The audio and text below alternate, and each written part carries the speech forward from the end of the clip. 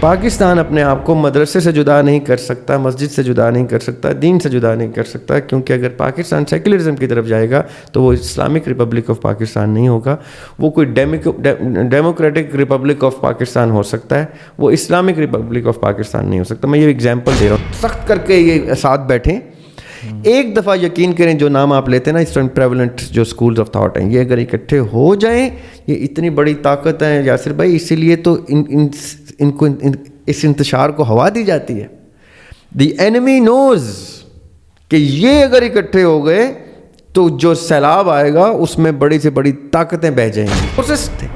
مسئلہ کیا تھا کہ اس پہلی صدی کے بعد حکومتوں نے دین سے دوری اختیار کی اور ممبر کے اوپر ایسے لوگ بیٹھنا شروع ہوئے جن کا دین سے, مذہب سے کوئی وہ ڈائریکٹ تعلق نہیں تھا, ان کا ڈائریکٹلی ایکٹیو پولیٹکس سے تعلق تھا, سیاست سے تعلق تھا. بسم اللہ الرحمن الرحیم. میں یاسر جنجوعہ اور آپ دیکھ رہے ہیں یاسر جنجوعہ پوڈ کاسٹ کی ایک اور ایپیسوڈ. آج ہمارے ساتھ گیسٹ ہیں دریاب ہاشمی صاحب. رمضان چل رہا ہے اور رمضان میں بڑی سستی رہتی ہے, تو پچھلی بھی ایک ایپیسوڈ میں ایک آدھ دن کا فرق آیا, اور آپ یہ ایک دو دن کے فرق کو اب جو ہے وہ ایٹ لیسٹ رمضان میں جو ہے وہ ڈائجسٹ کر لیا کریں. اوبویسلی مصروفیات ہوتی ہیں, افطاری کی دعوتیں بھی چل رہی ہوتی ہیں اور بہت سارے اس طرح کے معاملات. آج کا جو موضوع ہے وہ بڑا مختلف ہے, اور سب سے پہلے دریاب بھائی السلام علیکم. وعلیکم السلام. اچھا دریاب بھائی, آج شام کو میں کسی محفل میں بیٹھا تھا, تو آپ تو جیسے کہ جانتے ہیں کہ سیاست جو ہے وہ میرا موضوع نہیں ہے, اور مجھے سیاست کے بارے میں اتنا ہی پتہ ہے جتنا کہ ایک جمہوری ملک میں عام شہری کو پتہ ہونا چاہیے. تو میری کوئی بہت زیادہ دلچسپی نہیں ہے, باوجود اس کے مختلف محافل میں اس کا ذکر ہوتا رہتا ہے, اور میں کیونکہ علمی ادبی لٹریری کانٹینٹ میں میرا زیادہ رجحان ہے اور دلچسپی ہوتی ہے, تو اسی محفل سے مجھے نا ایک موضوع مل گیا, اور میں نے خوش قسمتی یہ کہ ہمارا آج طے بھی تھا کہ ہم نے بیٹھنا ہے. تو سوال میرے ذہن میں یہ پیدا ہوا کہ میں دریاب بھائی سے پوچھوں گا کہ ایک جنریشن تھی جس میں ہمارے علماء ڈاکٹر اسرار صاحب, غامدی صاحب, مولوی اسحاق صاحب اور طارق جمیل صاحب اور طاہر القادری صاحب, بہت سارے نام, ایک لمبی فہرست ہے. اور پھر وہ جنریشن چینج ہوئی, انجینئر صاحب آئے, ساحل ادیم آئے, مفتی طارق مسعود صاحب آئے, اور اب ریسنٹلی یوتھ کلب. سب کا بڑا اچھا کنٹریبیوشن ہے, اپنے اپنے حصے کا کردار ادا کر رہے ہیں, کوئی اس میں دوسری رائے نہیں ہے. لیکن سوال یہ پیدا ہوا اس محفل میں کہ کیا مذہبی انتہا پسندی اور فرقہ واریت بڑی ہے یا کم ہوئی ہے؟ کیونکہ علماء کا بڑا کردار ہوتا ہے کسی نوجوان نسل کی فکری تربیت میں. علماء کا کردار, خاص طور پہ ہم اسلامی ریاست میں رہتے ہیں. آپ کس نظر سے دیکھتے ہیں اس سارے مقدمے کو؟ اچھا, سب سے پہلے تو جو سیاست کی آپ نے بات کی کہ آپ کا ویسے رجحان جو ہے سیاست میں اس طرح سے نہیں ہے, لیکن سیاست ٹرم جو ہے نا یہ ایک وراثتی ٹرم ہے جس سے ہم اپنے آپ کو جدا نہیں کر سکتے. ٹھیک ہے. وراثتی ٹرم کا کیا مطلب ہے کہ اس وقت اگر ہم کسی بھی مذہب کا ذکر کریں تو سب سے زیادہ تعداد میں دنیا میں ماننے والے مذہب کے ہیں, کسی نہ کسی مذہب سے تعلق ہے. ٹھیک ہے. اور ہر مذہب کا ایک مدعا ہے جو کامن ہے, وہ ہے خیر اور شر کی جنگ, چاہے وہ ابلیس کی صورت میں شیطان اور رحمان کی جنگ ہو, یا وہ گڈ اور ایول, گڈ اور بیڈ, اچھے برے, سیاہ سفید کی جنگ. یہ جو سیاہ سفید کا آپس کا مقابلہ ہے, یہ اٹ سیلف ایک ایسی سیاست کو جنم دیتا ہے جس سیاست سے ہم اپنے آپ کو جدا نہیں کر سکتے. ہم نے اس سیاست میں اپنا سٹینس اسٹیبلش کرنا ہوتا ہے کہ ہم حق کے ساتھ ہیں یا حق کے علاوہ ایک ہی گنجائش ہے باطل کی, اس کے ساتھ ہے.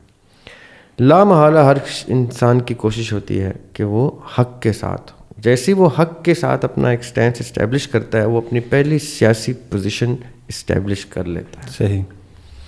یہ ہے وہ سیاسی پوزیشن جس سے میں اور آپ اور ہمارے آنے والی نسلیں اپنے آپ کو جدا نہیں کر سکتے. یہ ضرور ہو سکتا ہے کہ آپ ایکٹیو پالیٹکس، پاور پالیٹکس یا پریولنٹ سسٹم، جو بھی سسٹم کسی بھی ملک میں روا ہے، اس سسٹم سے آپ اپنے آپ کو جدا رکھیں اور اپنا کوئی ایسا انٹرسٹ اسٹیبلش کر لیں کہ میں اپنی زندگی جو ہے وہ ایجوکیشن کو دینا چاہتا ہوں، یا اپنی زندگی جو ہے وہ ٹیکنالوجی کو دینا چاہتا ہوں، یا جس طرح بھی اپنے آپ کو آپ ڈیووٹ کرتے ہیں جس طرف.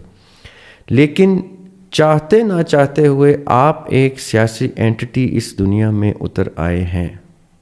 اب آپ اپنے آپ کو اور آپ سے سیاست دونوں ایک دوسرے کو جدا نہیں کر سکتے. جب آپ کسی زندگی میں کوئی فیصلہ کرتے ہیں گڈ اور ایول کے سٹینس میں، آپ اپنی سیاسی پوزیشن ڈکلیئر کرتے ہیں. اب یہ تو ہو گئی سیاسی گفتگو، یعنی سیاست کا مطلب کہ سیاست کسے کہتے ہیں. اب جب سیاست کا مطلب ہمیں یہاں ہو گیا کہ ہم سیاست سے جدا نہیں ہو سکتے، تو جب جو سسٹم، جیسے آپ نے کہا نا ہم ایک جمہوری ملک میں رہتے ہیں، تو یہ تھوڑی سی اس کو میں ایکسپینڈ کرتا ہوں. دیکھیں جس ملک کی آپ بات کر رہے ہیں اس کا نام ہے اسلامی جمہوریہ پاکستان. یعنی وہ جمہور جو اسلام کے نام پہ ایک پاکستان نامی ملک کو تسلیم کرتی ہے، وہ ہے اسلامی جمہوریہ پاکستان کے باشندے، کے شہری. The citizen of a country which is based on democratic system ابھی prevalently but in the name of Islam. کیونکہ پاکستان کی بنیاد دو قومی نظریے پہ ہے. چاہے ایک پورا اسکول آف تھاٹ اسٹیبلش ہو گیا جو اس کو نہیں مانتا، وہ کہتے ہیں جی انگریزوں نے یہ پوری سازش جو ہے سن 1800 میں شروع کی تھی، تو یہ رشیا کے خلاف ان کو وارم واٹرز کا ایکسیس چاہیے تھا، ادھر سے انہوں نے رشیا سے حملہ کرنا تھا تو انہوں نے یہ کرنا. ہم جو چاہے اس کی اب اس وقت ہسٹری کو پڑھ کے اس کی کوئی نہ کوئی تعویل نکالنے کی کوشش کریں کہ یہ اسلام کے نام پہ نہیں بنا تھا، یہ جھوٹ ہے، سفید جھوٹ ہے. یہ ماننا پڑے گا کہ یہ اسلامی جمہوریہ پاکستان دو قومی نظریے کی بیس پہ اسٹیبلش ہوا تھا، اور اس کا مقصد ہی یہ تھا کہ وہ اپنے آپ کو ایک سیکولر تھاٹ سے جدا کرے. بھارت آج بھی اپنے آپ کو ایک سیکولر اسٹیٹ ڈکلیئر کرتا ہے. تو اگر پاکستان کو، یہ میں اس لیے بتا رہا ہوں سننے سے تعلق ہو اس بات کا، اس کو یعنی اس پہ تنقید نہ کی جائے، اس کو سمجھا جائے کہ اگر پاکستان کا کہیں سے بھی کوئی، یا جناح رحمۃ اللہ علیہ کا کہیں سے بھی کوئی سیکولرزم کی طرف رجحان ہوتا تو دو قومی نظریہ کلیپس ہو جاتا ہے. بھارت سیکولرزم کے اوپر ہی تو کھڑا ہے، پھر پاکستان سیکولر ہوتے ہوئے اپنے آپ کو جدا نہیں کر سکتا، اس کو سیکولر ہی رہنا پڑتا. بڑی ڈبیٹ ہے آج بھی سوسائٹی کی قائد اعظم کے نظریے. جی یہ ایک خاص اسکول آف تھاٹ ہے جس نے جان بوجھ کے جناح کو ملائن کرنے کے لیے یا اس کانسیپٹ کو ملائن کرنے کے لیے، اپنی سیکولرزم کو تقویت دینے کے لیے جناح رحمۃ اللہ علیہ اور اقبال کے اس پورے کانسیپٹ اور ان ساری شہادتوں کو جو اسلام کے نام پہ، اسلامی جمہوریہ پاکستان کے نام پہ لاکھوں کی تعداد میں شہادتیں، ان تک کو نظر انداز کرنے کی ناکام کوشش ہے. سیکولرزم ہوتا ہے، سیکولر کہتے ہیں سیکلوڈ کرنا، اپنے آپ کو، سسٹم کو سیکلوڈ کرنا، کسی بھی ریلیجن کی خوشبو سے، مہک سے جدا کرنا، اس کو سیکولرزم کہتے ہیں. تو اسلامی جمہوریہ پاکستان کا نام یا تو آپ اسلامی جمہوریہ پاکستان نہ رکھیں یا آپ اس کو سیکولر نہ کہیں، کیونکہ اسلامی کا مطلب ہی یہ ہوتا ہے کہ اس ریاست کا سسٹم ڈاکٹرن آف اسلام سے ڈیرائیو کیا جائے گا. اسی لیے آپ کے آئین کی پہلی جو کلاز ہے وہ یہ ہے کہ حاکمیت صرف اللہ سبحانہ و تعالیٰ کی ہے. صحیح. جیسے آپ کا آئین، یہ میں ان لوگوں کو بھی کہہ رہا ہوں جو سیاسی لوگ ہیں، جو ڈیموکریٹک لیڈرز ہیں پارٹیز کے، اور وہ اسٹیج پہ آ کے پاکستان کو سیکولر ڈکلیئر کرنے کی ناکام کوشش کرتے ہیں. جیسے ہی آپ اسلامی جمہوریہ پاکستان کہتے ہیں تو آپ سیکولر نہیں کہہ سکتے، کیونکہ اسلامی لفظ جو ہے اس کو ریلیجن سے کے ساتھ جوڑ دیتا ہے، اور جیسے ریلیجن سے مناسبت ہو گئی کسی اسٹیٹ کی، وہ سیکولر نہیں رہی. اس لیے ڈیفینیشن پڑھنے سے تعلق رکھتے ہیں. اسٹوڈنٹس کو چاہیے جو اس وقت طالب علم ہے وہ اس چیز کو دیکھیں کہ سیکولر اور ریلیجس اسٹیٹ دو مختلف اینٹیز ہوتی ہیں. اسی لیے امریکہ بھی اپنے آپ کو چرچ سے جدا کر رہا ہے تاکہ وہ اپنا سیکولر اسٹینس اسٹیبلش کرے. پاکستان اپنے آپ کو مدرسے سے جدا نہیں کر سکتا, مسجد سے جدا نہیں کر سکتا, دین سے جدا نہیں کر سکتا, کیونکہ اگر پاکستان سیکولرزم کی طرف جائے گا تو وہ اسلامک ریپبلک آف پاکستان نہیں ہوگا. وہ کوئی ڈیموکریٹک ریپبلک آف پاکستان ہو سکتا ہے, وہ اسلامک ریپبلک آف پاکستان نہیں ہو سکتا. میں یہ ایگزامپل دے رہا ہوں ڈیموکریٹک ریپبلک کی. اب یہ تو ہو گئی بات کہ سیاست آپ نے چاہتے نہ چاہتے ہوئے تسلیم کی ہے دو طرح سے. ایک پیدائشی طور پہ حق اور باطل کی, سیاست کی. دوسرا جب آپ نے اسلامی جمہوریہ پاکستان کیا تو آپ کا ایک اور سیاسی سٹینس اسٹیبلش ہوا ہے جو جناح کا سیاسی سٹینس تھا, جو مسلم لیگ کا سیاسی سٹینس تھا کہ سیکولرزم سے اسٹیٹ کو جدا کر کے religious theology based state establish کی جائے. یہ ایک سیاسی سٹینس ہے. اسی لیے لوگ اکثر مکس کرتے ہیں. لوگ کہتے ہیں کہ دریاب ہاشمی جو ہے وہ جمہوریت کو اسلام سے متصادم قرار دیتے ہیں اپنی گفتگو میں. تو جناح نے بھی تو جمہوریت کے تھرو پاکستان کو جیتا تھا. تو جمہوریت کے تھرو نہیں جیتا تھا, سیاست کے تھرو جیتا تھا. سیاست ان کا سیاسی سٹینس یہ تھا. اس وقت ڈیموکریسی کے تھرو ہی یہ سیاسی سٹینس لے کے پاکستان کو اسٹیبلش کیا جا سکتا تھا. اسی لیے اشرف علی تھانوی صاحب ہوں یا مودودی صاحب ہوں, ان لوگوں نے جناح رحمۃ اللہ کے ساتھ بعد میں الحاق کیا. ٹھیک ہے, یعنی ایک خاکسار تحریک تھی جو اس پورے سٹینس کے خلاف تھی پاکستان کی ایگزسٹنس کی, اور وہ بھی بڑا ہی جینوئن سٹینس تھا. دیکھیں یہ چیز سمجھنے والی ہے. اس وقت کے مسلمانوں کا ماننا یہ تھا کہ آج بھی جو مانتے ہیں وہ کہ مسلمان ایک ریاست میں قید نہیں ہوتے. مسلمان جہاں بھی ہیں وہ ملت اسلامیہ ہیں, وہ ایک قوم ہے, ایک ملت ہے, ایک امت ہے. اس لیے ان کو ریاستوں میں نہ بانٹا تقسیم کیا جائے, بارڈرز نہ لگائی جائیں. یہ مان لیا, یہ بات خوبصورت بات ہے. اس لیے پاکستان کا مسلمان اور ایران کا مسلمان اور سوڈان کا مسلمان ایک ہی امت ہے, کیونکہ ان کو بارڈرز ویسے بھی جدا نہیں کر پا رہی ہیں. ایک ہی کلمے کو, ایک ہی رب کو, ایک ہی نبی کو, سب ایک ہی کتاب کو مانتے ہیں. تو ان کو بارڈرز کی ضرورت نہیں ہے. مسئلہ یہ ہے کہ دنیا ایسے نہیں چلتی. پیرالل میں دنیا کا اپنا ایک سسٹم اسٹیبلش ہوتا ہے. یہ بھی ایک سیاسی سسٹم اسٹیبلشڈ ہے جو دنیا کا آپس کی بارڈرز کی جنگیں, یہ سیاسی جنگیں ہوتی ہیں, یہ انٹرنیشنل پالیٹکس ہوتی ہے. پالیٹکس اور ڈیموکریسی یہ دو مختلف چیزیں ہیں, یہ چیز سمجھنے کی ضرورت ہے. سیاست ہے آپ کا سٹینس جو فکر سے تعلق رکھتا ہے. صحیح. آپ کی فکری سوچ, آپ کا مکتبہ فکر, آپ کا اسکول آف تھاٹ, آپ کا بلیف کہ آپ نے زندگی کس معیار پہ گزارنی ہے. وہ معیار کون سے کتاب کے فنڈامنٹل سے ڈرائیو ہوگا. وہ چاہے کتاب ریلیجن کی ہو, چاہے کتاب کسی اور سسٹم کی ہو, کیپٹلزم کی ہو, سوشلزم کی ہو, کمیونزم کی ہو.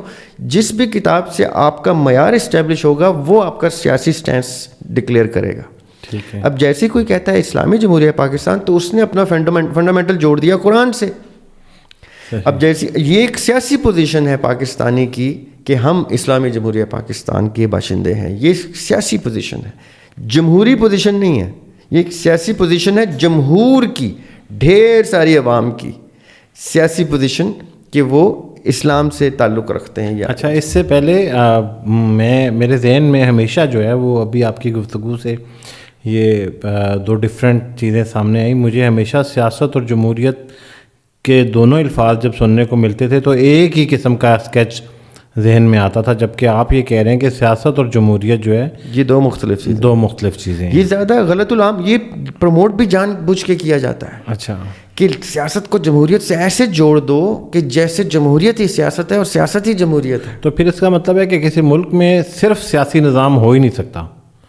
ہو سکتا ہے صرف سیاسی نظام, ضروری نہیں ہے کہ اس کا کوئی مذہب سے تعلق ہو. تو اگر وہ سیاسی نظام ہے تو یہ پھر ضروری نہیں ہے کہ وہ ایک جمہوریت ہو, وہ جمہوری ملک ہو. جی, مطلب ہے کہ اگر ایک ملک سیاسی نظام کے تحت چل رہا ہے تو وہ جمہوری نہیں بھی ہو سکتا. میں اگزامپل دیتا ہوں. ہم مسلمان ہیں, ٹھیک ہے, اللہ تعالیٰ کے ماننے والے ہیں, اللہ کے آخری نبی صلی اللہ علیہ وسلم کے ماننے والے. ریاست مدینہ میں کون سا سسٹم تھا؟ صحیح. ریاست مدینہ میں آقا علیہ الصلوۃ والسلام ایک نبی کی حیثیت سے کوئی عوام کا ووٹ لے کے تو نبی نہیں بنے تھے. کوئی پاپولس ووٹ تو ان کے ساتھ نہیں تھا. وہ تو بلکہ اگینسٹ دا پاپولس موومنٹ ایک ریولوشن, انقلاب لے کے آئے تھے. یہ جو ان کا انقلابی سٹینس تھا یہ ان کی سیاسی پوزیشن تھی. اس کا جمہوریت سے دور دور تک کوئی تعلق نہیں ہے. اچھا, پتہ نہیں میرے ذہن میں یہ کیوں آ رہا ہے شاید ابھی آپ کی بات سے مجھے لگتا ہے کہ ڈاکٹر اسرار صاحب کا مادھوری صاحب سے بھی کوئی اسی طرح کا کانفلکٹ تھا جی، کہ انہوں نے جب وہ علیحدگی اختیار کی تھی تو وہ یہ کہتے تھے کہ انقلابی طور پہ جو ہے وہ آپ جماعت کو لے کے چلیں اور اسلامی نظام رائج ہو جی، اور نظام کی بات ہو، جبکہ ہم سیاست میں ہمیں نہیں جانا چاہیے. جی، تو یہ وہی جمہوریت میں نہیں جانا چاہیے. جمہوریت میں نہیں جانا چاہیے. ان کا سٹینس یہ تھا کہ یہ ایک تحریک ہے. ہاں، یہ ایک تحریک ہے، تو تحریک کو جمہوریت میں نہ ڈالا جائے اور انقلاب کے ذریعے لے کے انقلاب کے ذریعے ہے، کیونکہ جمہوریت ان کے بقول بھی جتنے بھی مذہب کو سمجھنے والے، قرآن کو پڑھنے والے لوگ ہیں، ان میں سے زیادہ تر، میں غامدی صاحب سے الگ گفتگو کر رہا ہوں، غامدی صاحب کے اوپر میں آتا ہوں کہ غامدی صاحب کا مکتبہ فکر کیا کہتا ہے. غامدی صاحب کے علاوہ زیادہ تر قرآن کو پڑھنے والے لوگ جمہوریت کو قرآن سے متصادم قرار دیتے ہیں.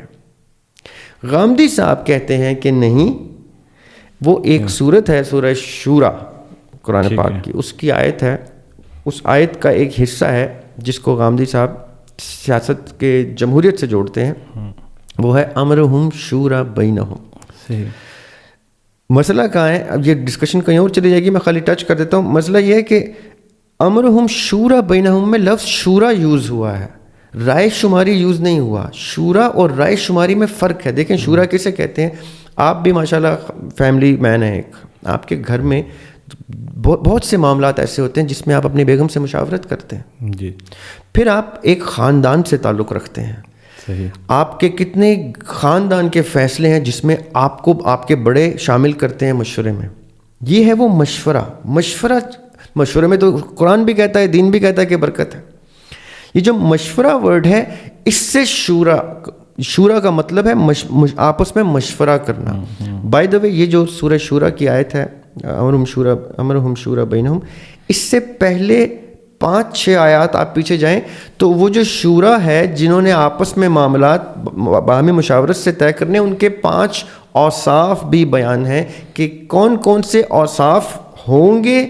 اس کے بعد اقامت دین ہوگا، صلاۃ قائم ہوگی، پھر یہ لوگ آپس میں مشورہ کریں گے. اس کو ہم کسی دن خاص طور پہ اس کو ہم ڈسکس کر لیں گے، کیونکہ میں جاوید احمد غامدی صاحب کی بہت عزت کرتا ہوں. وہ آپ کی لسٹ میں جو لسٹ ہے نا اساتذہ کی، اس میں سر فہرست آتے ہیں 2nd ٹیئر میں مودودی صاحب کی جنریشن کے بعد. جی. مودودی صاحب کو بھی وہ اپنے استادوں میں گنتے ہیں. مودودی صاحب سے انہوں نے تحصیل علم کے لیے ان کے ساتھ بڑا وقت گزارا ہے. پھر ان کا جماعت اسلامی سے بھی تعلق رہا. پھر ان کے جو امیڈیٹ استاد ہیں امین احسن اصلاحی صاحب، جن کو وہ اپنے استاد مانتے ہیں، امین احسن اصلاحی صاحب مودودی صاحب کے ساتھ ایسے تھے جماعت اسلامی میں، right hand, his first immediate power. یہاں تک کہ جب مودودی صاحب کے خلاف مجلس شورا نے فیصلے سنائے کہ ان کو امیر نہیں ہونا چاہیے جماعت کا، تو امین احسن اصلاحی صاحب کھڑے ہو گئے تھے کہ نہیں، ان کے ڈیفینس میں. اور یہ 2 مختلف سکول ہیں ریلیجن کے. ان دونوں کی، مودودی صاحب کی اور امین احسن اصلاحی صاحب کی تعبیر قرآن کی بالکل مختلف ہے آپس میں. یہاں تک کہ ان کی نظام کی بحث بھی مختلف ہے اسلامی نظام کی. لیکن جماعت اسلامی کیونکہ تحریک تھی اس ملت کو اور امت کو اکٹھا کرنے کی، اس لیے دونوں اس میں یکجا تھے. انہی کے 2nd ٹیئر میں آتے ہیں ڈاکٹر اسرار صاحب، جو as student, as young person Maududi صاحب کے ساتھ تحریک کا حصہ تھے، اور جاوید احمد غامدی صاحب بھی اس تحریک کا حصہ تھے.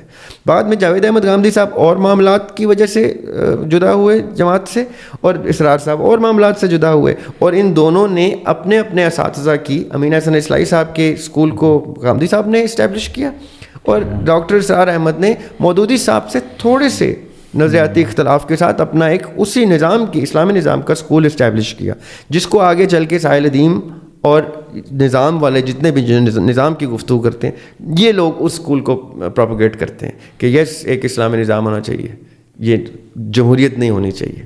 دیکھیں جمہوریت کیا ہے؟ جمہوریت یہ ہے کہ 51 لوگ اگر کہتے ہیں کہ سیاہ لیڈر آ جائے تو 49 لوگوں کا سفید لیڈر نہیں آئے گا. جمہوریت کا تو مطلب یہ ہے کہ 51 اگینسٹ 41 پہ ووٹ ہو.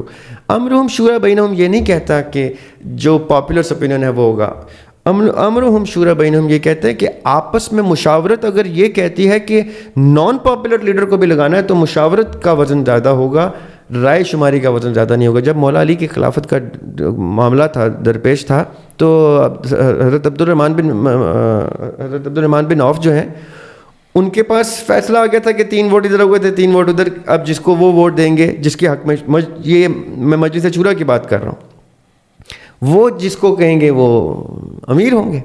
تو پھر آپ کے مطابق جو علماء ہیں ان کو جمہوری نظام کا حصہ نہ بنتے ہوئے کسی بھی سیاست میں اپنا کوئی کردار ادا نہیں کرنا چاہیے, بلکہ سیاست میں آنا ہی نہیں چاہیے؟ نہیں, دیکھیں, سیاست نہیں, جمہوریت میں نہیں آنا چاہیے. اچھا چلیں, الیکشن نہیں لڑنے چاہیے. جی, اب دیکھیں جمہوریت میں بھی اگر وہ آتے ہیں, ابھی جماعت اسلامی جمہوریت میں ہے نا, علماء سے بھری ہوئی جماعت ہے وہ. صحیح. یہ TLP آ گئی نا سیاست میں, یہ بھی اسلام کے دائی ہیں جو اسلام کی دعوت دیتے ہیں, یہ آ گئے نا جمہوریت میں. اب ان کا جمہوریت میں آنا پہلے ایک منشور بتائے گا کہ یہ کس بیس پہ جمہوریت میں آ رہے ہیں. تو یہ کہیں گے کہ جی ہم جمہوریت میں آتے ہی نظام لے کے آ جائیں گے. کون سا نظام؟ جو اینٹی جمہوریت ہوگا, جو اسلامی نظام ہوگا. اب آپ سمجھے گا, اگر اس وقت کوئی مسلمان جماعت اسلامی کو یا TLP کو ووٹ دینے کے رجحان پہ جائے گا, تو وہ اس بیس پہ کہ یہ دو وہ پارٹیز ہیں جو اسلامی نظام کی گفتگو کرتے ہیں, جو جب بھی طاقت میں آئے تو نظام شریعہ انسٹیٹ ہو جائے گا پاکستان میں, جو کہ ابھی نہیں ہے. تو آپ کو لگتا نہیں کہ یہ ٹھیک روٹ ہے؟ ٹھیک ہے, ان کو لگتا ہے ٹھیک روٹ ہے تو وہ کر رہے ہیں. میرے سیکھ لگنے نہ لگنے سے انہوں نے تو چھوڑنا نہیں ہے. وہ اس نقطۂ نظر سے دیکھ رہے ہیں. جیسے عمران خان آئے تھے تو انہوں نے کہا تھا کہ جی میں یہ ٹریش کین ہے, اس ٹریش کین میں اتروں گا تو ٹریش کین صاف کروں گا نا. عمران خان ہر شخص کا ہیرو تھا. میں as a growing student growing up, میں عمران خان کے بالنگ ایکشن سے بالنگ کرتا تھا. ہم تو عمران خان کو ایک لیجنڈ تھا ہمارے لیے کرکٹ میں. جیسی وہ سیاست میں آئے, عملی سیاست میں, اور جمہوریت میں اپنی پارٹی اسٹیبلش کی, تو کتنے ہی لوگ پیچھے اڑ گئے کہ بھئی یہ کیا کیا آپ نے, آپ تو ہمارے سپورٹس کے ہیرو تھے, آپ ورلڈ کپ جیت کے لائے تھے, آپ شوکت خانم ہسپتال بھی بنا رہے, یہ آپ نے کس جگہ قدم رکھ دیا. کیونکہ اس جگہ پہ ریلیجس لوگوں کا سٹینس اس کے خلاف کھڑا ہوا ہے. ریلیجس لوگ تو کہتے ہیں نظام شریعہ ہے, یہ کیپٹلزم کی مار کیوں آئے, ڈیموکریسی ایک فورن سسٹم ہے, اسلامک سسٹم نہیں ہے, نان اسلامک سسٹم ہے. تو ریاض بھائی ان کے پاس کوئی جو ہے وہ روڈ میپ بھی ہے کہ بغیر جمہوری نظام کو کیے؟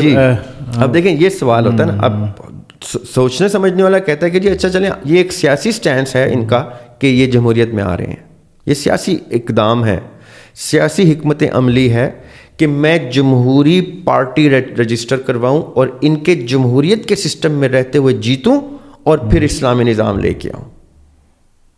ٹھیک ہے, یہ ہو گیا ایک روڈ میپ. ٹھیک ہے, جو سننے والا کہ اچھا میں تو مسلمان ہوں, میں تو مانتا ہوں کہ نظام شریعہ ہونا چاہیے پاکستان میں. کیوں؟ کیونکہ اس پاکستان کی بنیاد ہی اسلام کے اوپر ہے.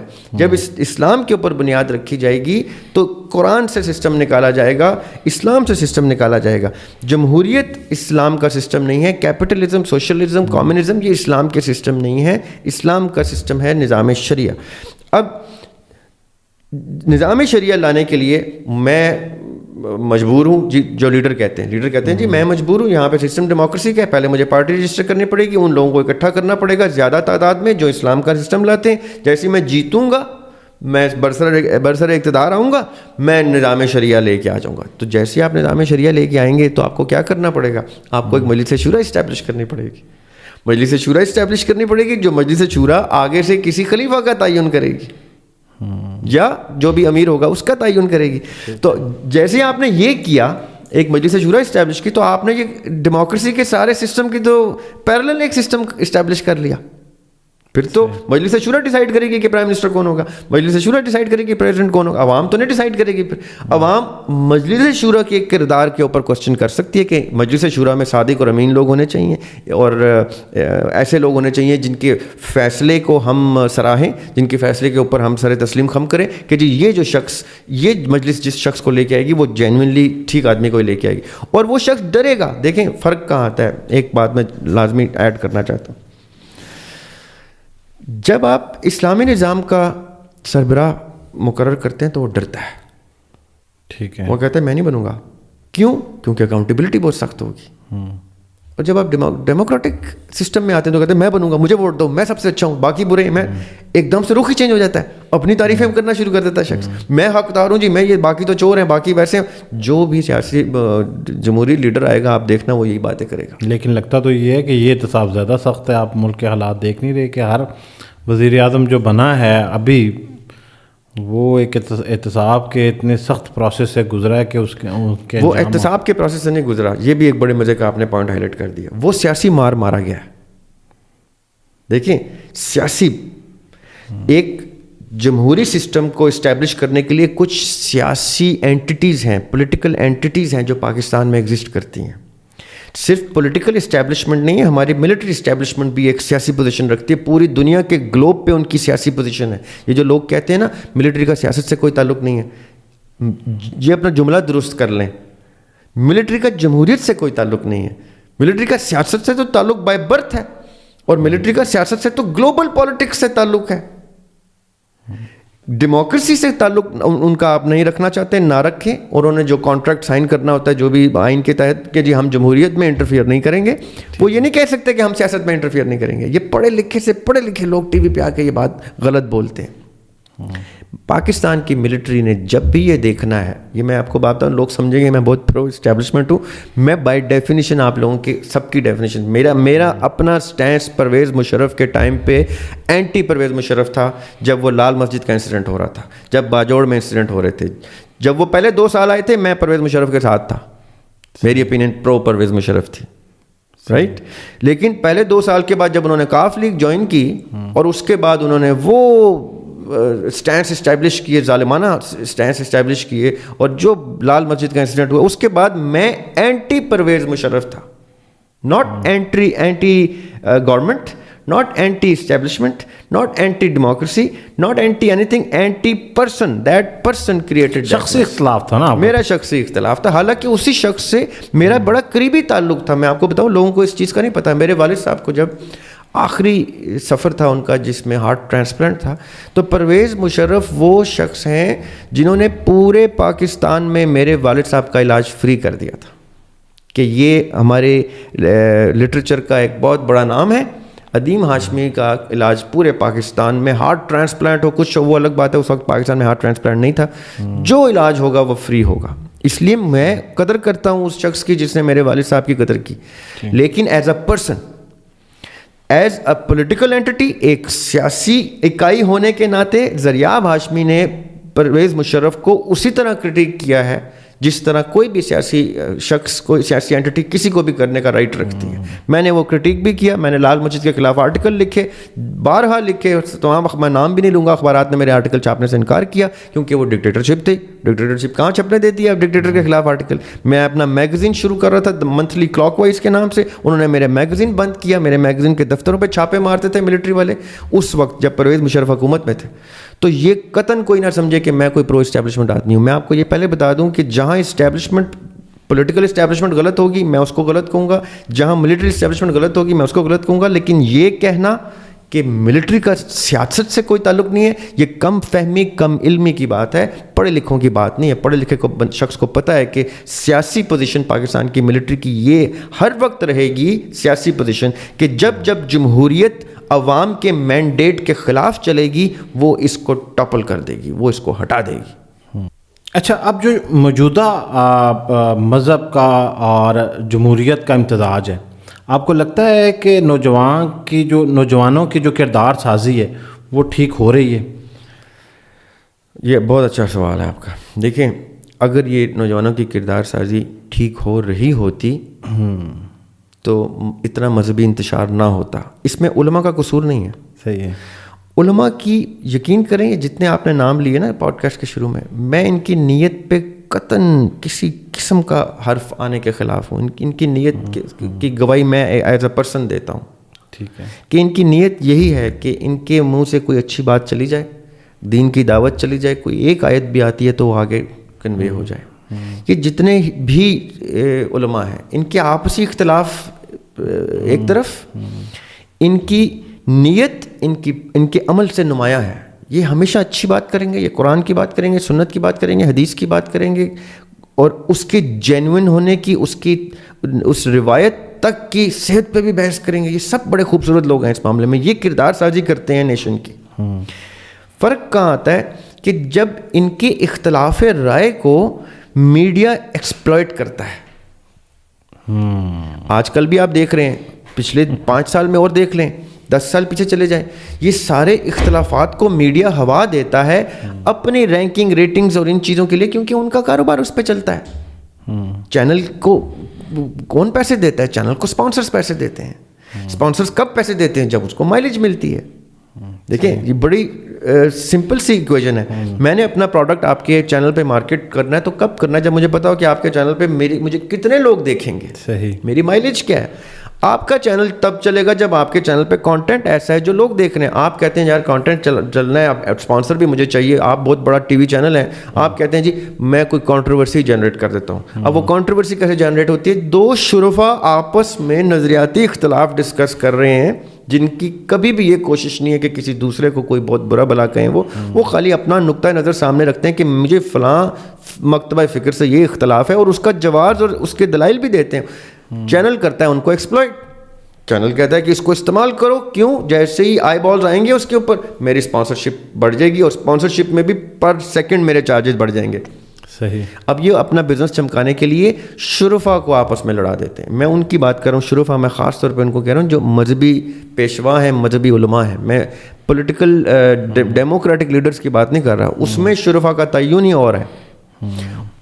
ڈیموکریٹک لیڈرز میں شرفا کا تعین ہوتا ہے ان کی کارکردگی کے اوپر, ان کے کریکٹر کے اوپر نہیں. لیکن ریاض بھائی اب نیچے لوگ یہ بھی کمنٹ کریں گے کہ چلیں ایک تو آپ نے میڈیا کے کردار کو ہائی لائٹ کیا, یہ جو اپنے یوٹیوب چینل بنا کے جہاں پہ کسی قسم کا کوئی انفلوئنس نہیں ہے, وہاں پہ بھی تو کانفلکٹ رائز ہوتا ہے بٹوین دا علماء اور پرسنالٹیز. دیکھیں کانفلکٹ تو آئے گا.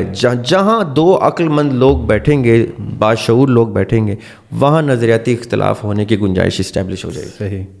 ضروری نہیں ہے کہ ہر شخص ہر دوسرے شخص کی ہر بات کو مانے. مجھے لگتا ہے کہ کسی بھی ایسے شخص کو جو ممبر پہ بیٹھتا ہے اس کی ذمہ داریاں زیادہ ہوتی ہیں, اور انہیں گفتگو میں اتنی احتیاط کی ضرورت ہوتی ہے کہ جو شاید ایک, ویسے تو سب کے لیے بڑا امپورٹنٹ ہے الفاظ کا انتخاب, گفتگو اور باقی چیزیں, لیکن مذہبی کردار سازی میں جو کردار ادا کر رہے ہوتے ہیں اسلامک علماء یا ریلیجیس اسکالرز, ان کی ذمہ داریاں زیادہ ہوتی ہیں. تو اس چیز کو مد نظر رکھتے ہوئے آپ کیا دیکھتے ہیں کہ آج کل کے دور میں کیا اس چیز کا خیال رکھا جا رہا ہے, اور نہیں رکھا جا رہا تو پھر یہ اس کا حل کیا ہے؟ جی دیکھیں, آپ نے بڑا ایک اچھا پوائنٹ ہائی لائٹ کیا. ممبر کا ایک تقدس ہے, اس تقدس کا بیک گراؤنڈ آقا علیہ السلام ہے. صحیح. نبی پاک صلی اللہ علیہ وسلم کا ممبر ہے. نبی پاک صلی اللہ علیہ وسلم نے یہ پروسیس اسٹیبلش کیا ہے کہ قرآن کی اور اللہ سبحانہ تعالیٰ کے دین کی تعلیمات کو ممبر سے انہوں نے اس کی تبلیغ اور تدریس کی ہے. اب جب بھی کوئی شخص رہتی دنیا تک مسجد کے ممبر کو استعمال کرے گا تو اس کو اس تقدس کا خاص خیال رکھنا کہ وہ تقدس پامال نہ ہو, کیونکہ اس کی اٹیچمنٹ, اس کی نسبت آقا علیہ السلام سے ہے. اور یہ آج کی بات نہیں ہے یاسر بھائی, یہ تو بنو امیہ نے اس تقدس کو تو نسل در نسل پامال کیا. یہ تو ہسٹری اس چیز سے واقف ہے. بنو امیہ نے جس تقدس کو پامال کیا اس کو ری اسٹیبلش کرنے کے لیے ہمارے اکابر, ہمارے بزرگان دین کھڑے ہوئے. انہوں نے احادیث کو اکٹھا کرنا شروع کیا, انہوں نے احادیث کی شرح کی, قرآن کی تفسیر کی کہ ہم کتابوں کے تھرو لوگوں کو دین کا وہ ٹرو میسج پہنچا دیں جو ممبر سے آنا بند ہو گیا ہے, جب ممبر غلط لوگوں کے ہاتھوں میں جانا شروع ہو گیا. ٹھیک ہے. اب اس کے بعد ان لوگوں نے جب ری اسٹیبلش کیا ریلیجن کو تو وہاں سے یہ مکتبہ فکر اسٹیبلش ہوئے. یہ آپ نے اچھا پوائنٹ ریز کیا, کیونکہ یہاں سے کچھ 1-2 چیزیں اور بھی ہائی لائٹ ہو جاتی ہیں. اب کیا سہائے ستھا سے پہلے, کیا اصول کافی سے پہلے, کیا بہار الانوار سے پہلے دین نہیں تھا؟ دین تو تب بھی تھا, کیونکہ یہ تو پہلی صدی کی اینڈ میں جا کے کہیں پہلی صدی ہجری کے اینڈ میں جا کے کہیں یہ کتابیں اسٹیبلش ہونا شروع ہوئی ہیں. چاہے وہ اہل تشیعوں کی کتاب ہو, چاہے وہ اہل سنت کی کتاب ہو, یہ دونوں کتابیں پہلی صدی کے اینڈ میں جا کے کتابوں کی صورت میں اسٹیبلش ہونا شروع ہوئی ہیں. تو وہ پہلی صدی کے مسلمان کس سنی تھے شیعہ تھے؟ پہلی صدی کے مسلمان جو ہیں وہ بریلوی تھے یا دیوبندی تھے؟ وہ ان اسکول سے پہلے کے مسلمان تھے جو آقا علیہ الصلوۃ والسلام کی حیات مبارکہ کے کلوزسٹ تھے. مسئلہ کیا تھا کہ اس پہلی صدی کے بعد حکومتوں نے دین سے دوری اختیار کی اور ممبر کے اوپر ایسے لوگ بیٹھنا شروع ہوئے جن کا دین سے مذہب سے کوئی وہ ڈائریکٹ تعلق نہیں تھا. ان کا ڈائریکٹلی ایکٹیو پولیٹکس سے تعلق تھا, سیاست سے تعلق تھا. اس وقت جمہوریت نہیں تھی, سیاست سے تعلق تھا. یہ ان کی سیاسی پوزیشن تھی. دیکھیں ایک اور چیز میں یہاں پہ ہائی لائٹ کر دوں. لوگ سمجھتے ہیں, لوگ اس چیز کو اس نظر سے دیکھتے نہیں ہیں. The collapse of Islamic system, خلفائے راشدین کے دور کا کلیپس جب شروع ہوا ہے تو یہ سیاسی ڈیفیٹ ہوئی ہے مسلمانوں کی, پولیٹیکل ڈیفیٹ. جمہوریت کو بس چھوڑ دیں, ابھی جمہوریت تو تب ایجاد بھی نہیں ہوئی اس طرح سے. یہ سیاسی ڈیفیٹ ہوئی ہے. سیاست میں وہ طاقتور لوگ آئے جنہوں نے ایک کے بعد ایک سارے خلفاء کو قتل کرنا شروع کیا اور اس پورے کے پورے سسٹم میں اپنی سیاسی پوزیشن کے بیس کے اوپر نظام کو ایک پیرلل سسٹم اسٹیبلش کر دیا.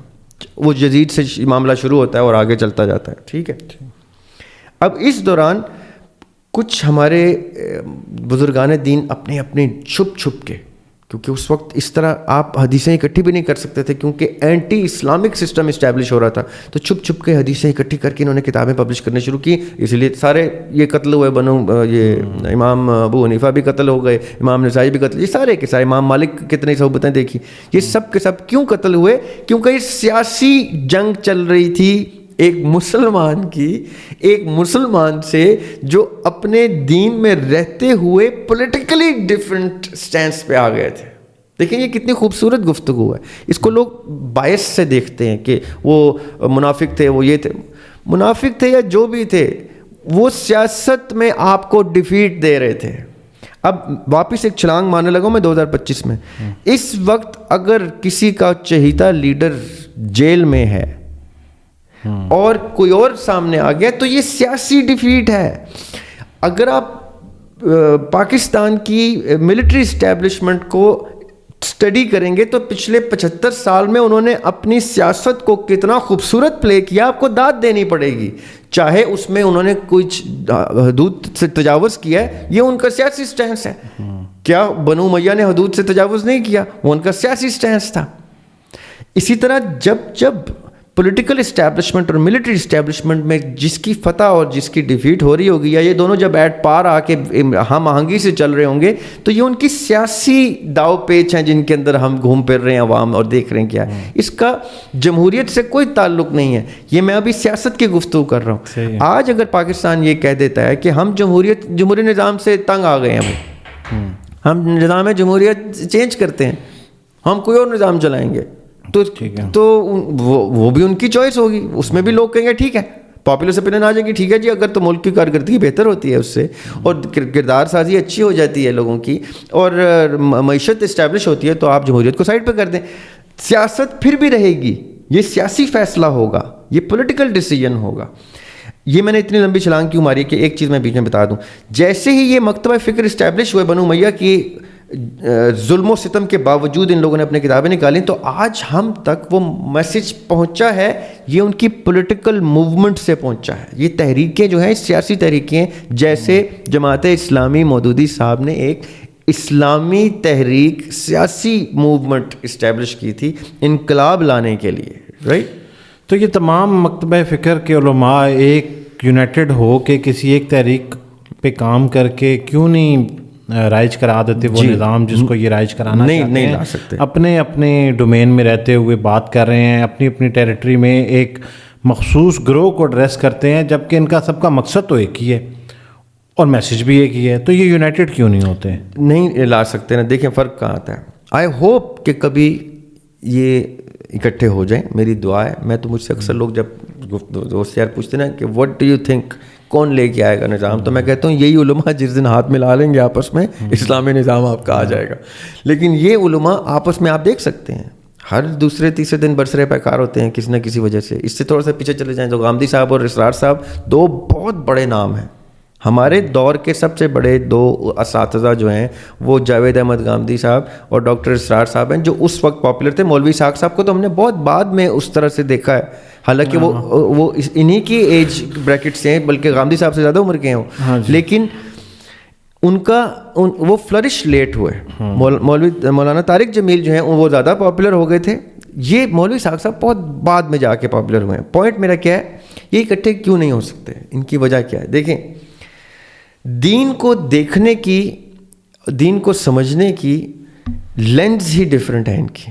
جیسے میں نے آپ کو کہا نا, جاوید احمد غامدی صاحب نہایت خوبصورت, میں ان کو اساتذہ کی کیٹیگری میں رکھتا ہوں, ڈاکٹر اسرار صاحب کو اساتذہ کی کیٹیگری میں رکھتا ہوں, مولوی اسحاق صاحب کو اساتذہ کی کیٹیگری میں. یہ استاد لیول کے لوگ ہیں. ان کی دینی خدمات, ان کی پوری زندگیاں ان کی دینی خدمات ہیں. یہ نہیں کہ انہوں نے کام کاروبار کوئی اور کیا, پیرلل میں یہ کچھ نیک نیتی سے کام کیا, انہوں نے زندگیاں ہی اس کام پہ لگا دیں. کون کرتا ہے ایسے یاسر بھائی کہ جن کی زندگی کا مقصد یہ ہو جائے؟ انہوں نے یہ بہت غیر معمولی خدمات ہیں ان کی. ان سے ایک جنریشن پیچھے جائیں تو مودودی صاحب آ جاتے ہیں, اشرف علی تھانوی صاحب آتے ہیں, احمد رضا بریلوی صاحب آتے ہیں. یہ وہ لوگ ہیں جو اس وقت پولیٹیکل سٹینس میں تھے جب ہندوستان تھا, پاکستان ایگزسٹ بھی نہیں کرتا تھا. یہ اس وقت کے سیاسی اسلامک سیاست, اسلامک پالیٹکس کو لے کے چل رہے تھے کہ اسلام ایک سیاسی اینٹی ہے in comparison to non Islamic school of thought, چاہے وہ جوڈیک اسکول آف تھاٹ ہو, چاہے وہ کرسچینٹی ہو, چاہے وہ اس وقت یہاں پہ صغیر میں ہندو مت ہو, سکھ ہو. یہ ایک اسلام کا سٹینس, ایک پولیٹیکل سٹینس تھا ان لوگوں کا جن کے میں نام لے رہا ہوں. یہ بھی انتہائی غیر معمولی لوگ ہیں. اوور 2000 بکس ہیں اشرف علی تھانوی صاحب کی, 2000 سے اوپر تصانیف ہیں ان کی.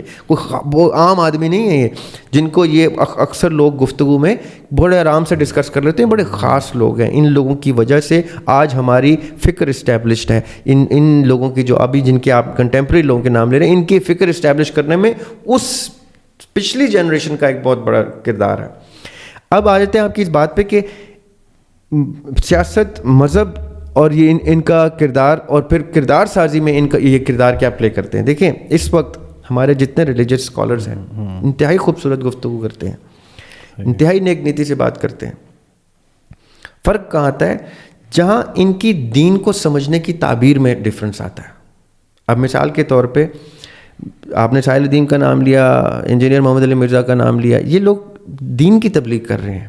ان سے آپ کبھی بھی غیر اسلامی گفتگو ایکسپیکٹ نہیں کرتے. یہ جب بھی آپ ان سے سوال کریں گے یہ قرآن اور سنت سے اس کا جواب دیں گے. آپ کو دینے کو یہ آئنسٹائن اور نیوٹن کی کتابوں سے بھی دے سکتے ہیں. پڑھے لکھے یہ وہ ہر فیلڈ کے ہیں. ان کو بھی آئنسٹائن میرے سے زیادہ ہی پڑھا ہوگا, ہم سے زیادہ ہی پڑھے لکھے لوگ ہوں گے.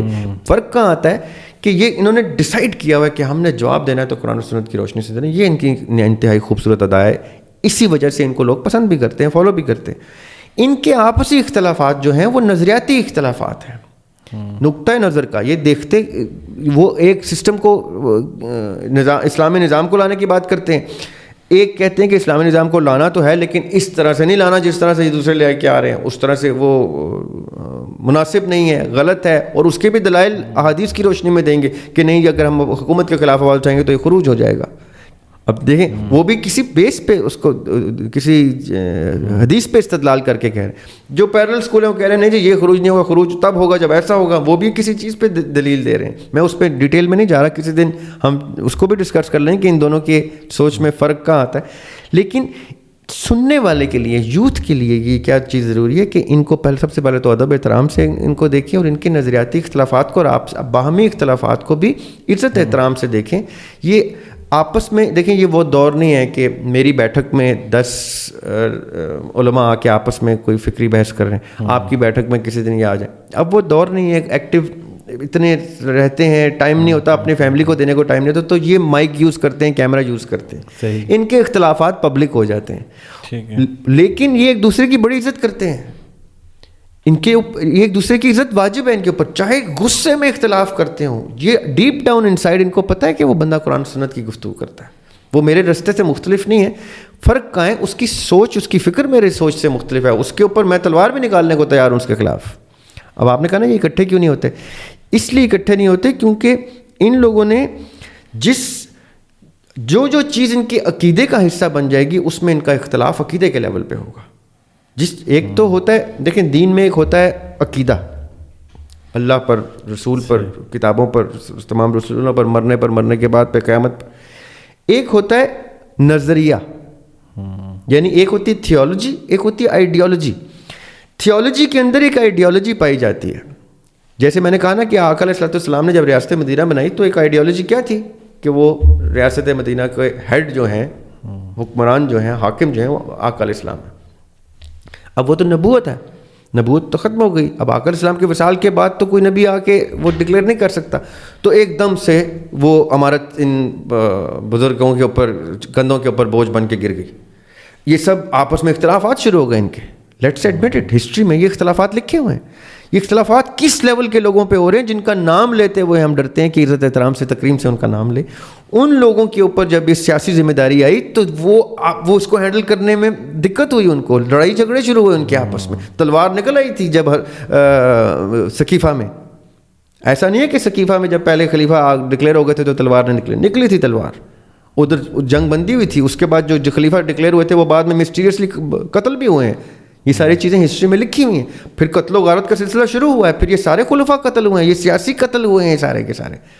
یہ ایک مذہب میں رہتے ہوئے سیاسی جنگوں میں مارے گئے ہیں. یہ اس لیول کے آئیڈیالوجی کی جنگ ہوتی ہے یاسر بھائی. یہ آئیڈیالوجی کی جنگ خلفاء میں آپس میں ایک اختلاف کی وجہ بن سکتی ہے. تو ہم تو بہت ادنا لوگ ہیں. ان لوگوں کی جب آپس میں اختلاف ہوتے ہیں تو مجھے بالکل سمجھ میں آ جاتے ہیں کہ ان کے اختلافات آئیڈیالوجی کے اتنے سخت ہی ہیں جتنے سخت بزرگان کے رہے ہیں. تو پھر یہ اختلافات تو شاید اتنے عرصے سے جو چل رہے ہیں کبھی ختم ہی نہ ہو، اور جس نظام کو لانے کی بات ہوتی ہے وہ پھر کیسے رائج ہوگا؟ سوال تو بنیادی طور پہ یہ ہے، یہ بڑی کنفیوژن کریٹ ہو رہی ہے. دیکھیں میں اپنی رائے کے مطابق ایک چھوٹا سا جواب دے سکتا ہوں اپنی ناقص رائے کے مطابق. پاکستان 75 سال 80 سال پہلے اسلام کے نام پہ لیا گیا، بنایا گیا. ٹھیک ہے. اس وقت شیعہ، سنی، بریلوی، دیوبندی سب پائے جاتے تھے. ایسا نہیں تھا کہ اس ٹائم کوئی اور نسل تھی، کوئی اور مذہب تھا، کوئی اور مسلمان تھے. نہیں، تب بھی یہی 4-5 بڑے گروہ شامل تھے، فکری گروہ شامل تھے. یہ اکٹھے ہوئے تھے، یہ یونائٹ ہوئے تھے اور انہوں نے پاکستان کے لیے اشرف علی تھانوی صاحب نے شبیر احمد عثمانی اور ظفر احمد عثمانی کو جناح کے پاس بھیجا تھا نا کہ ہاں ہم آپ کے ساتھ ہیں. مودودی صاحب نے خاکسار تحریک ترک کی تھی نا، جناح رحمۃ اللہ علیہ کے ساتھ میں لایا تھا نا. یہ سب اکٹھے ہوئے تھے نا. یہ پیر عثمان کا شریف کے گھر میں جناح نے اہل تشیع، اہل سنت، بریلوی سب کو اکٹھا کر لیا تھا اور وہاں پہ کہا تھا کہ اب مجھے وہ ریفارمز بنا کے دیں جس میں شیعہ بھی خوش ہوں، سنی بھی خوش ہوں، بریلوی بھی خوش ہوں، دیوبندی بھی خوش ہوں، تاکہ سب کی چیزوں کو ملحوظ رکھ کے تو ایک سسٹم اسٹیبلش کیا جائے. اسی لیے جناح کو قتل کر دیا گیا کیونکہ وہ کرنے لگے تھے جو کوئی بھی نہ کر سکتا، جو آج 80 سال سے پھر کوئی نہیں کر سکا. اسی لیے ان کی بہن کو بھی، یعنی ہمارے بابا قوم کو بھی قتل کر دیا گیا، ہماری مادر ملت کو بھی قتل کر دیا گیا، قوم کو یتیم کر دیا گیا. اس لیے کیونکہ یہ دونوں بہن بھائی مل کے ریئلٹی میں نیشن بلڈنگ کرنے کے لگے تھے، نیشن آف اسلام کی. سب مکتبہ فکر کو اکٹھا کر لیا تھا انہوں نے. اب ضرورت اس چیز کی ہے یاسر بھائی کہ چلیں ہم اسلامی نظام نہیں لا سکے پاکستان میں اس وقت، کیونکہ ہم یتیم ہو گئے، ہمارے بابا قوم کو بھی قتل کر دیا، مادر ملت کو بھی قتل کر دیا. اب تو ہم بڑے ہو گئے نا، اب تو ہم یتیم اس قابل ہو گئے ہیں، بڑے ہو گئے کہ ہمارے بچے بڑے ہو رہے ہیں. اب ضرورت اس چیز کی ہے کہ آپ ڈیموکریٹک سسٹم لے کے آئیں یا جو بھی سسٹم لے کے آئیں، اس کے اندر اسلامک سسٹمز کو، اسلامک لاز کو اتنا انڈلج کر دیں کہ کوئی بھی شخص آئے، چاہے وہ ڈیموکریٹک سسٹم سے آئے یا چاہے بھی جیسے بھی آئے، چاہے وہ ڈکٹیٹرشپ سے آئے، اس کے پاس گنجائش نہ ہو اسلام سے ہٹ کے آنے اصول بنانے کی. یہ کرنے کے لیے ان لوگوں کو دوبارہ سے اس طرح اکٹھا ہونا پڑے گا، چاہے منہ سخت کر کے یہ ساتھ بیٹھیں. ایک دفعہ یقین کریں جو نام آپ لیتے ہیں نا اسٹرنگ پریولنٹ جو سکولز آف تھاٹ ہیں، یہ اگر اکٹھے ہو جائیں، یہ اتنی بڑی طاقت ہے یاسر بھائی. اسی لیے تو ان کو اس انتشار کو ہوا دی جاتی ہے. دی اینمی نوز کہ یہ اگر اکٹھے ہو گئے تو جو سیلاب آئے گا اس میں بڑی سے بڑی طاقتیں بہہ جائیں گی. یہ بہت بڑی طاقت ہے. ملینز فالو کرتے ہیں ان کو کلیکٹیولی, ملینز. کل پاکستان کی یوتھ ان 5 7 10 لوگوں کے اندر ڈسٹریبیوٹیڈ ایسے ہے, اسکیٹرڈ. اگر یہ اکٹھے ہو گئے, اگر یہ کسی وقت اکٹھے ہو جائیں تو اس سے زیادہ فارمیڈیبل فورس کوئی بھی نہیں ہے اس وقت پاکستان میں. جو اور دوسری چیز, پولیٹیکل اسٹیبلشمنٹ کے اندر بھی ان کو سننے اور ان کو ماننے والے لوگ پائے جاتے ہیں, ملٹری اسٹیبلشمنٹ میں بھی ان کو سننے ان کو ماننے والے لوگ پائے جاتے ہیں. ایسا نہیں کہ وہ کوئی بالکل نعوذ باللہ استغفر اللہ غیر شرعی گفتگو کرنے والے یا غیر اسلامی لوگ, وہ مسلمان لوگ ہیں, وہ غیر مسلم لوگ نہیں ہیں, وہ بھی انہی عقائد کو مانتے ہیں. ان کو ڈائریکشن وہ نہیں مل رہی جس ڈائریکشن کا الف سے لے کے یہ تک سارا اصول ان علماء کے پاس ان کے حافظے میں موجود ہے. آل دے نیڈ ٹو ڈو. دیکھیں, اور یوتھ کو کیا چاہیے؟ یوتھ کو چاہیے جس چیز کو وہ سنتے ہیں ان کو کہیں ہمارے ریکویسٹ پہ ساتھ والے سے ہاتھ ملائیں, ایک کانفرنس کریں, کنونشن سینٹر کے اندر کر لیں, جہاں یہی سارے لوگ اکٹھے ہو کے ایک سٹیج پہ بیٹھیں. آپ یقین کریں, جن کو ٹی آر پی چاہیے, جن چینلز کو بہت مائلیج چاہیے, بڑے بڑے میڈیا کے نیٹ ورکس ہیں, ان کو بھی میں حل بتا رہا ہوں. وہ بھی سب سے بڑا نیٹ ورک اس ٹائم, وہ سب سے بڑا پروگرام اس ٹائم وہی ہوگا, اس کو دنیا سنے گی, جہاں پہ یہ لوگ اکٹھے ہو کے ایک اسلامک سسٹم کی ریفارمز اسٹیبلش کر کے ایک 10 15 20 نکاتی کاغذ تیار کر کے جب بھیجیں گے نا سرکار کو, تو کسی لیول کی بھی سرکار ہو یاسر بھائی, لیکن وہ ہل جائے گی. معذرت کے ساتھ رمضان میں اکٹھے کرتے تو ہیں رمضان ٹرانسمیشن میں, تو وہ بجائے اس کے کہ کوئی ان کے اندر کوئی یونٹی نظر آئے, تو وہ تو ہر رمضان میں کوئی نہ کوئی کنٹروورسی سامنے آ جاتی ہے مزید. کیونکہ جو ان کو چلا رہے ہوتے ہیں نا جس بھی چینل پہ, ان کی نیت خالی اپنے مائلیج گین کرنے کی نا. جس دن ان کی نیت میں یہ آ جائے کہ ٹھیک ہے جی ہم دیکھیں ہر کسی نے مرنا ہے اور اس نے اپنے بچے چھوڑ کے جانے ہیں اس سسٹم میں, تو میری ریکویسٹ ان سب کو ہے, تمام چینلز کے مالکان کو, تمام لیڈران کو, جن کے بچے اور جن کے آنے والی جنریشنز نے یہ انتشار دیکھنا ہے کہ بہت ہو گیا, almost century of Pakistan now, Pakistan اپنی پہلی صدی کو پہنچنے کے قریب آ گیا ہے اور ابھی تک پاکستان کو ڈائریکشن نہیں مل رہی, یوتھ کو ڈائریکشن نہیں مل رہی. کیوں؟ کیونکہ اس انتشار کو ایکسپلائٹ کر کر کر کر کر کے انہوں نے اپنی سیاست چمکائی ہے, چاہے وہ جمہوری سیاست ہو, چاہے وہ مذہبی سیاست ہو. یہ مذہبی سیاست ہے جس کی آپ گفتگو کر رہے ہیں, یہ عقائد کی اور فرقوں کی اور مسالک کی سیاست ہے جس کی آپ گفتگو کر رہے ہیں. This is the political side of Islam, this is the political side of religion. یہ کرسچینٹی میں بھی پائی جاتی ہے, یہ جوڈیزم میں بھی پائی جاتی ہے, یہ ہندوازم میں بھی پائی جاتی ہے, یہ سکھزم میں بھی پائی جاتی ہے, یہ بدھزم میں بھی پائی جاتی ہے. یہ پولیٹیکل سٹینس کی آئیڈیالوجی کی جو جنگ ہے, یہ پولیٹیکل جنگ ہے. ان کو کبھی نہ کبھی یہ ہماری چیزیں بات ریکارڈ ہو رہی ہے, اور یہ اللہ کرے گا رہ جائے گی یہ بات ریکارڈڈ. وہ آئی ہوپ کہ ہم کبھی نہ بھی رہے, یہ گفتگو رہ جائے گی کہ جس دن کسی ایک جگہ پہ یہ لوگ اکٹھے ہو جائیں نا, جن کو مذہب کی تعلیمات جن کو پتہ ہے, جو مذہب کی ہسٹری کی ڈارک سائڈ کو بھی جانتے ہیں, جن کو پتہ ہے کہ کہاں مذہب کی کمن ٹوٹی, کہاں پہ یہ انتشار پھیلا, کون سے خلفائے راشدین کے کون سے دور میں اس سیاست نے آگ پکڑی, یہ سب جانتے ہیں. ان کو سب سیاست سفید پتہ ہے. ایسا نہیں ہے کہ کسی کو پتہ نہیں ہے کہ کس کے ساتھ زیادتی ہوئی, کس کے ساتھ کس نے زیادتی کی, کس نے قتل کیے تو کس کے قتل ہوئے, یہ سب کو پتہ ہے. جس دن یہ اکٹھے ہو کے کہیں گے نا کہ اب ہم نے قبر میں جانا ہے, تو ہمارے سوال شروع ہو جائیں گے کہ تم آنے والی نسلوں کے لیے کیا کر کے گئے ہو. تمہیں جو چیز پتہ چل گئی تھی کہ غلط تھی, اس کو تو تم نے ٹھیک کر سکتے ہو, تو ہسٹری ہے. تم نے اپنے آنے والی ہسٹری کیا رقم کی. جس دن ان کو خیال آئے گا یہ اکٹھے ہو جائیں گے, یقین کریں یہ سب سے خوبصورت لوگ نظر آئیں گے, اور ان کے نام گولڈن ورڈز میں لکھے جائیں گے. ابھی تو یہ پھر وقت ان کو کھا جائے گا. دریاب بھائی, ابھی تو آپ مستقبل کی بات کر رہے ہیں, ماضی میں آپ نے کبھی ایسا ہوتے دیکھا ہے کہ اس طرح کی کوئی کوشش کبھی کی گئی ہو؟ میری زندگی میں تو میں جناح رحمۃ اللہ علیہ کی ایگزامپل میں نے آپ کو دے دی ہے. میری زندگی میں ایسا میں نے نہیں ہوتے دیکھا کہ جناح رحمۃ اللہ علیہ جیسا خوبصورت شخص کوئی آیا ہو جس نے ایک گھر میں ایک بیٹھک میں پیر آف مانکا شریف کی بیٹھک میں اکٹھا کر لیا تھا ان کو. جس نے ایک جگہ پہ اتنے مکتبہ فکر کے کو اکٹھا کر کے کہا ہو کہ آج ہم یونائٹ ہو کے ایک قوم بنانے کی طرف، قوم کی تعمیر پہ کام کریں گے. اور جیسے میں آپ کو بتاؤں، یہ اتنے امیزنگ لوگ ہیں یہ سب کے سب جو اس وقت ریلیجس اسکالرز ہیں، چاہے وہ ہمارے ٹاپ ٹیئر اساتذہ غامدی صاحب، اسرار صاحب، مولوی اسحاق صاحب، مولانا طارق جمیل صاحب، طاہر القادری صاحب، یہ بڑے معیار کے لوگ ہیں. ان کی وہ چیزیں اگر ہم سائڈ پہ کر دیں نا جس میں نظریاتی اختلاف آتے ہیں، جس میں ان کی کسی سوچ کا کوئی پہلو ایسا ہوتا ہے جو اس معیار پہ نہیں جہاں ان کی باقی چیزیں معیار کی ہیں، یہ اتنے بڑے لوگ ہیں. اور اس کے بعد یہ اب کے لوگوں کو اس چیز کا احساس نہیں ہو رہا کہ یہ کتنے معیار کے لوگ یہ بھی ہیں آنے والی نسلوں کے لیے، ان کے اوپر کتنی ذمہ داری ہیں. جس دن ان کو اس ذمہ داری کا احساس ہوگا، یہ انا کی جنگ ختم ہو جائے گی.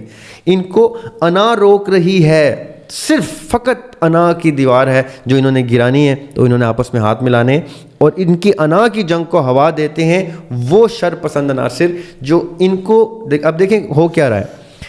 Democratic side of the politics is winning. I have to give them credit. جیسے میں کہہ رہا ہوں نا، پولیٹیکل اسٹیبلشمنٹ کو اگر ملٹری اسٹیبلشمنٹ ڈیفیٹ کرتی ہے تو ایٹ لیسٹ اپنے ہار کو تسلیم کر کے جیتنے والے کو کہیں گڈ گیم. چیس میں نا جب ہم دو لوگ چیس کھیلتے ہیں تو ہارنے والا پہلے ہاتھ ملاتا ہے گڈ گیم کہہ کے کہ you played a very good game. پتہ ہے میں ہارا ہوں لیکن اس نے مجھے یہاں سے ہرایا. تو اگر پولیٹیکل پارٹیز کے فالوورز یہ سمجھ جائیں نا کہ اپوننٹ تگڑا نکلا، جیسے بھی نکلا، غلط کیا، سیاہ کیا، سفید کیا، بھائی اس نے آپ کو یہاں سے ہرایا ہے، یہاں سے تسلیم کریں کہ جس کو آپ لیڈر بنا کے نکلے وہ یہاں سے رہ گیا، اتنی عوام اکٹھی کر کے بھی یہاں سے ہار گیا. دل جیتے، دماغ سے ہار گیا. اب پولیٹیکل موو، اس پولیٹیکل سین میں اس وقت اگر امریکہ دنیا کو رول کر رہا ہے، یاسر بھائی ایک بات میں اور ایڈ کرتا ہوں، اسلام کیا کہتا ہے؟ ایک ریاست کا قیام ہو اور پھر تبلیغ ہو اور اس ریاست کو ایکسپینڈ کریں، اتنا ایکسپینڈ کریں غیر اسلامی ریاستوں کے اوپر قابو پائیں، ادھر ان کے اوپر غیر مسلموں کے اوپر ٹیکس لگائیں.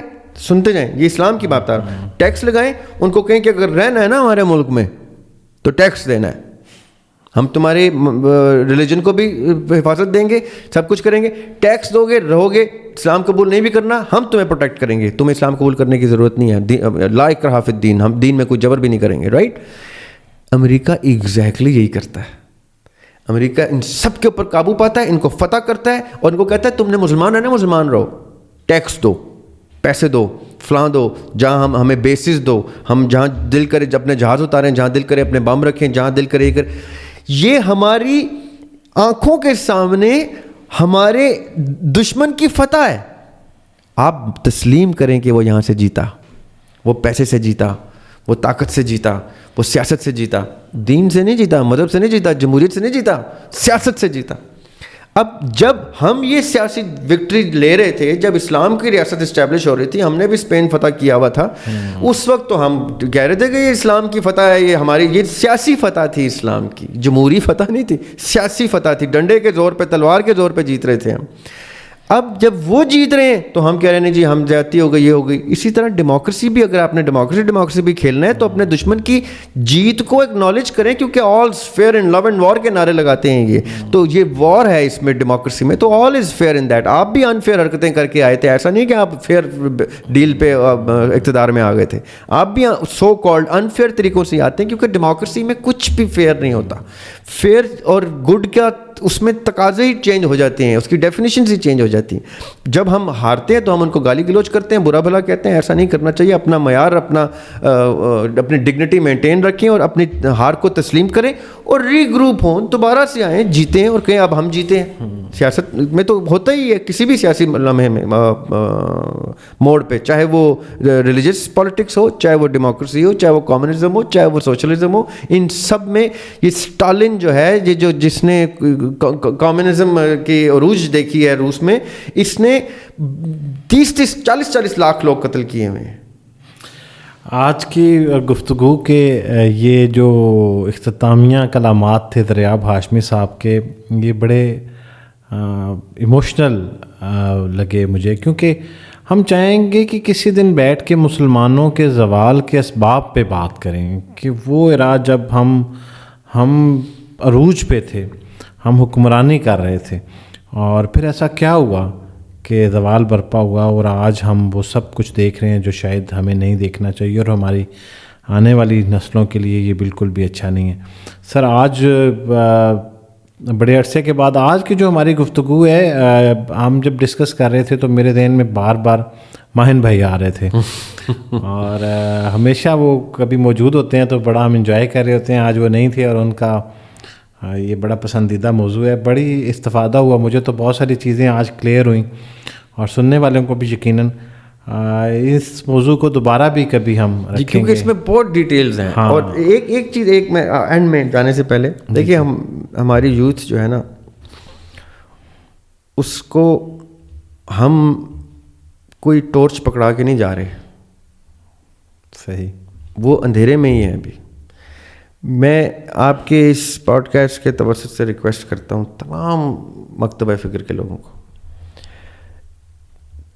ایک دن کی مار ہے کہ آپ لوگ کسی آپس میں ٹائی اپ کر کے اپنے کرندوں کو بھیج کے اکٹھے ہو جائیں، کہیں پہ کسی اسٹیڈیم میں اکٹھے ہو جائیں، اور کہیں کہ آج ہم سب کے سب لوگ اکٹھے ہو کے آپ کو خالی یہ بتائیں گے کہ ہمیں کوئی چیز جدا نہیں کر سکتی، کیونکہ ہمیں ایک مذہب نے اکٹھا کیا ہوا ہے۔ میں اس ریلیجس اسکالرس کی بات کر رہا ہوں۔ جس دن یہ اکٹھے ہو جائیں گے، دنیا پریشان ہو جائے گی، پوری دنیا پریشان ہو جائے گی، کیونکہ دنیا نے اسی انتشار کے اوپر تو اپنی وکٹری کھڑی کی ہوئی ہے۔